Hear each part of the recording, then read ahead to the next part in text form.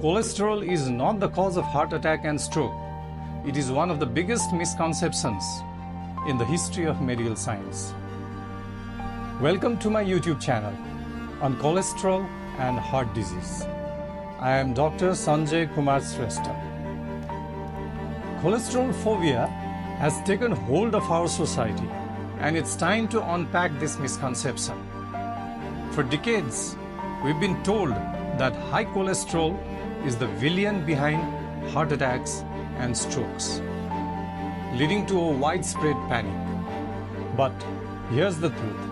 Cholesterol is not the enemy we've been led to believe. It's essential for our bodies, playing a crucial role in hormone production, vitamin D formation, and above all, for the maintenance of the cell membrane integrity of the inner lining of blood vessels. On the contrary, it is the deficiency of cholesterol in the cell membrane that make up the inner lining of blood vessels or arteries that leads to atherosclerosis, heart attack, and stroke. The process by which plaque builds up is known as atherosclerosis. If these plaques erode or rupture, the blood flowing over the plaques clot and clog the arteries. When the arteries of the heart are completely clogged with blood clots, the blood carrying oxygen and nutrients cannot reach the heart muscle and severe chest pain occurs.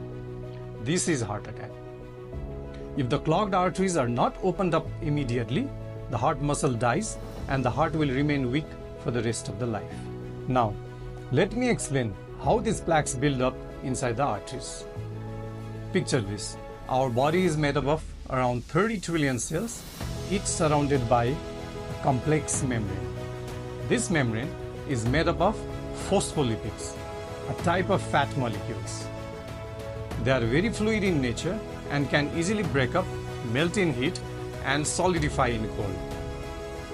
The cholesterol, another type of fat molecule, regularly interpositioned between phospholipid molecules, is what maintains the normal integrity of these cell membranes. The inner lining of our arteries is a remarkable one-cell layer that faces constant mechanical stress of blood pressure and biochemical stress of various injurious chemicals, especially sugar-related compounds, known as AGEs or advanced glycation end products, circulating in the blood. These compounds are known to be extremely harmful to the inner lining of arteries. These mechanical and biochemical stresses result in damage and dysfunction of the inner lining of blood vessels. Our body has evolved in such a way that whenever there is any damage to our tissues, a self-healing process commences known as inflammatory reaction. When there is breakdown or damage of the inner lining of our arteries, inflammatory reaction ensues with various inflammatory cells and chemicals and heals with scar formation, which are the plaque buildups. Therefore, to prevent breakdown and damage and maintain integrity of the cell membrane of the inner lining of our arteries, a continuous supply of phospholipids and cholesterol are required. While every nucleated cell can produce their own cholesterol, the inner lining of arteries requires much more due to its unique stresses and vulnerability. In addition to its internal source, the inner lining of arteries relies on external sources of cholesterol and phospholipids that circulates in the blood. These cholesterols come from our food as well as from the liver. Even if we do not eat any cholesterol containing food, liver manufactures sufficient amount of cholesterol. Because cholesterols and phospholipids are fat molecules, they do not dissolve in the water component of the blood. So, the special proteins are required for their transport. LDL, a low-density lipoprotein, and HDL, a high-density lipoprotein, are merely vehicles for transporting these essential fat molecules. Contrary to popular belief, LDL isn't the villain we've been led to believe. and HDL isn't the hero? Then why are we told by doctors that high cholesterol is bad? The story of cholesterol being labeled as a villain began over a century ago with the work of a German physician and pathologist, Rudolf Virchow, who observed cholesterol on the microscope in the plaques of the inner lining of arteries of hearts of people who had died of heart attacks. Think about it. Firemen are always at the scene of a fire, but that doesn't mean they start them. Similarly, just because cholesterol is seen in the plaques of the inner lining of arteries, it doesn't mean they are the culprit. There are also many other types of cells, fibers, and calcium in these plaques. Fast forward to 1948, when the famous Framingham Heart Study, one of the largest and longest running studies in cardiology, revealed that high cholesterol, along with high sugar, smoking, and high blood pressure, significantly increase the risk of heart attacks. However, the study's data also reveals something interesting. When the blood cholesterol levels were plotted on graphs against those who did and did not develop heart attacks, two overlapping bell-shaped curves were found. There was a huge overlap of these curves. This means that many people with high cholesterol levels, according to the definitions of medical guidelines, never actually experienced heart attacks or chest pain. And many people considered to have normal cholesterol levels, according to the same definitions, did develop chest pain or heart attack. Therefore, in fact, the correlation between heart attacks and cholesterol levels was not very strong.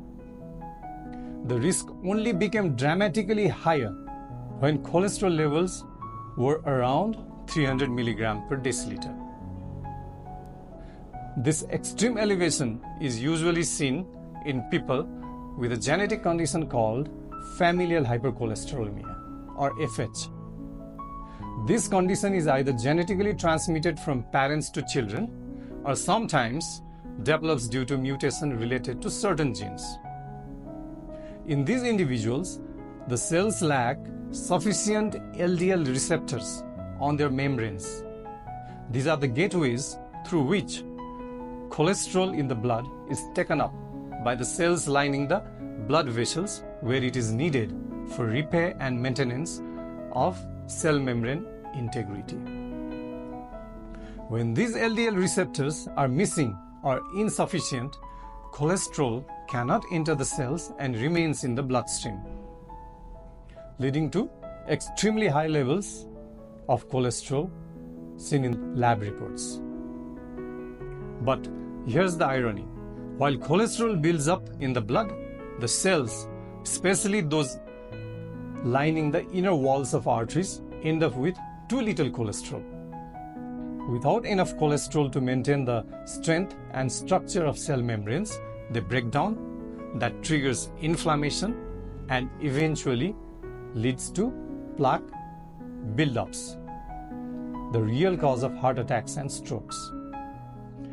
This brings up an important possibility. The Framingham Heart Study may have conflated two very different groups of people: those with familial hypercholesterolemia and those without. Different studies estimate that familial hypercholesterolemia affects about 1 in 200 to 1 in 300 people, although this varies widely between populations. People with this condition therefore develop plaques in the inner lining of arteries because of insufficient cholesterol and other fat molecules in their membranes, setting them apart from the general population. To wrap up, I'd like to say that blaming cholesterol as the main cause of heart attacks and strokes is one of the biggest misunderstandings in medical history.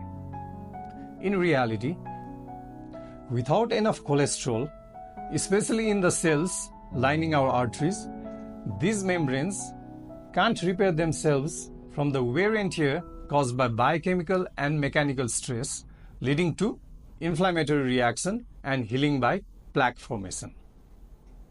The real danger comes when these plaques erode or rupture, leading to clots that can block arteries, causing heart attacks or strokes.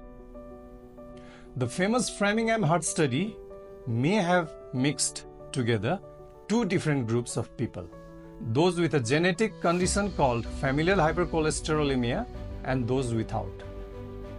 This may have led to misleading conclusions about cholesterol and heart disease. I believe this study needs to be reanalyzed with this distinction in mind. Finally, I want to leave you with this important advice. The best way to protect yourself from heart attacks and strokes is to keep your arteries healthy. That means reducing the mechanical and biochemical stresses on the inner lining of your arteries. The two biggest ways to do that are by controlling your blood pressure and blood sugar. Thank you for watching. Please share this video if you found it helpful. If you have any questions or would like to discuss this further, feel free to email me at the following email. Thank you.